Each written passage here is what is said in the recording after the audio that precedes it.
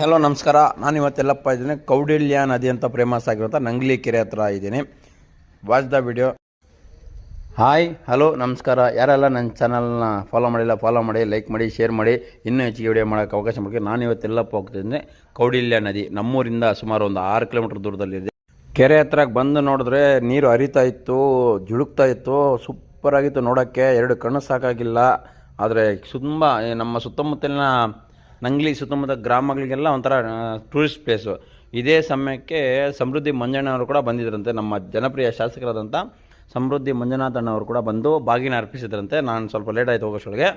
ನೋಡೋಕ್ಕೆ 2 ಕಣ್ಣು ಸಾಕಾಗಿಲ್ಲ. ಈ ಕೆರೆ ವಾತಾವರಣ, ಆ ನೀರು ಕೋಡಿ ಹರಿತಾ ಇದ್ದಿದ್ದು ಒಂಥರ ನಯಾಗ್ರಾ ಫಾಲ್ಸೇ ನಮ್ಮ ಕಣ್ಣು ಮುಂದೆ ಇದ್ದಂಗಿತ್ತು. ಆ ಥರ ನೀರು ಬರ್ತಾಯಿತ್ತು. ತುಂಬ ಚೆನ್ನಾಗಿತ್ತು ನೋಡೋಕೆ ಮಾತ್ರ.